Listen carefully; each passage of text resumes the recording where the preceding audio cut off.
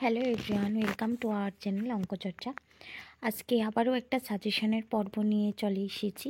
আর এই সাজেশনটা তোমরা দেখতেই পাচ্ছ, কোর্স কোড 1.1 ইপিসি 1, অর্থাৎ বিএড ফার্স্ট সেমিস্টারের যারা আছো 2023 টু 2025 তাদের জন্য কিন্তু এই সাজেশনটা।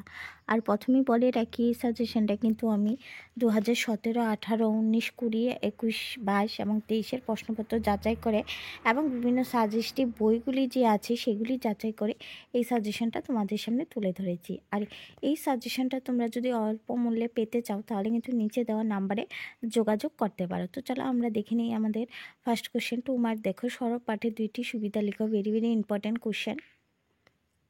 2 নম্বর দেখো, পঠনের অভিজ্ঞতা গান বলতে কি বোঝো। 3 নম্বর কোশ্চেন দেখো, সৃজনমূলক পাঠ কি। 4 নম্বর কোশ্চেন দেখো, SQ3 আর কৌশল বলতে কি বোঝো।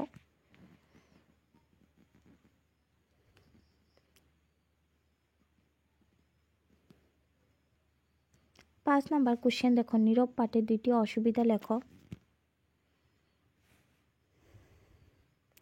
6 নম্বর কোশ্চেন দেখো, ধ্বনি নির্দেশক পাঠ প্রণালী বলতে কি বোঝো।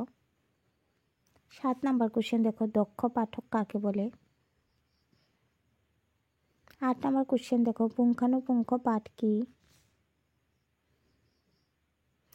9 নম্বর কোশ্চেন, পঠনের যে কোনো 2টি সমস্যা লিখো।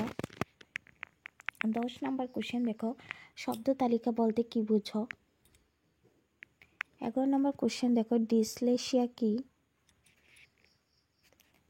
দেন লাস্ট 12 নম্বর কোশ্চেন দেখো, ব্যাখ্যানধর্মী পাঠ বলতে কি বোঝো।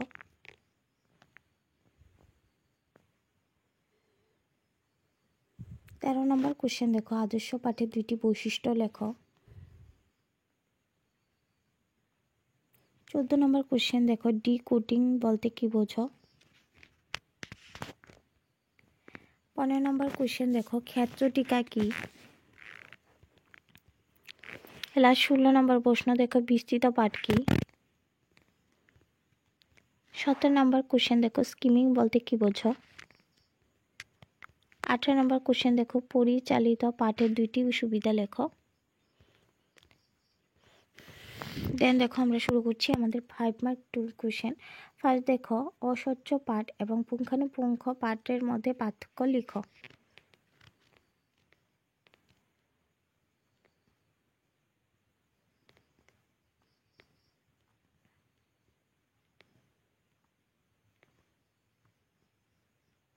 পরবর্তী 2 নম্বর কোশ্চেন দেখো, পাঠ্যক্রম জুড়ে পঠনের গুরুত্ব আলোচনা করো।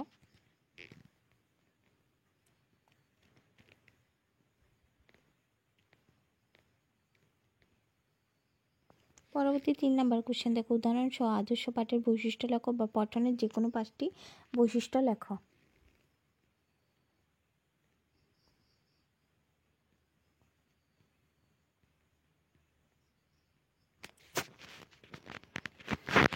পরবর্তী কোশ্চেন দেখো, পঠনের উপযোগী শব্দভাণ্ডারের বিকাশের 2টি কৌশল সম্পর্কে আলোচনা করো বা পঠনের জন্য শব্দ তালিকার বিকাশ সাধনে ব্যবহার করা যায় এমন 2টি কৌশল আলোচনা করো।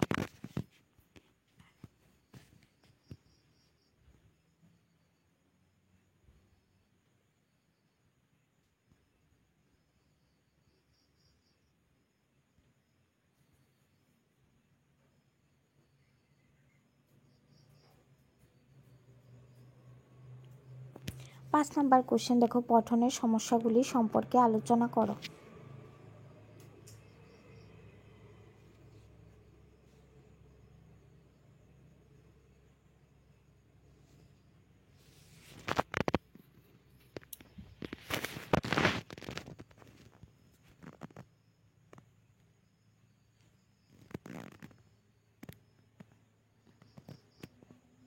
ছ নম্বর কোশ্চেন দেখো, বর্ণনাধর্মী পাঠের 2টি দিক ব্যাখ্যা করো।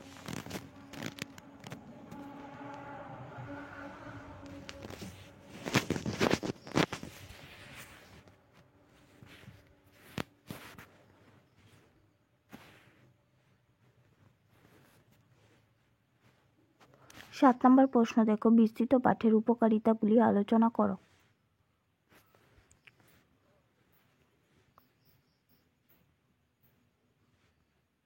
8 নম্বর কোশ্চেন দেখো, পঠন উপলব্ধি দক্ষতার বিকাশ বিষয় সম্পর্কে টিকা লেখো।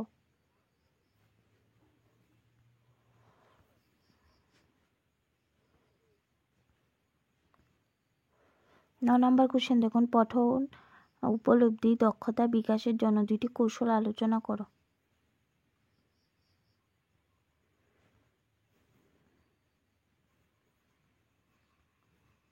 10 নম্বর কোশ্চেন দেখো, পঠনের স্তরগুলি কি কি, যেগুলো একটি পঠনের স্তর সম্পর্কে আলোচনা করো।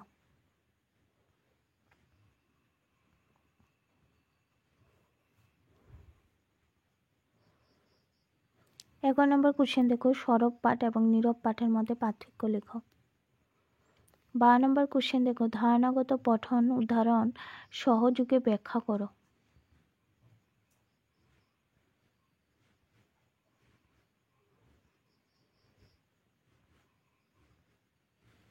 তাহলে আমাদের কিন্তু সাজেশনের পর্ব এখানে শেষ হচ্ছে।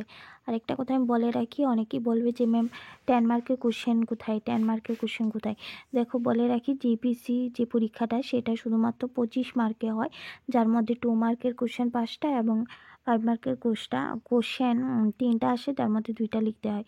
অর্থাৎ এখানে কিন্তু যে ইপিসি 1 সেটা কিন্তু 25 মার্কের কোশ্চেন হচ্ছে, যেখানে তোমাদের 10 মার্কের কোশ্চেন আসে না, সেখানে শুধুমাত্র 2 মার্ক এবং 5 মার্কের কোশ্চেন আসে।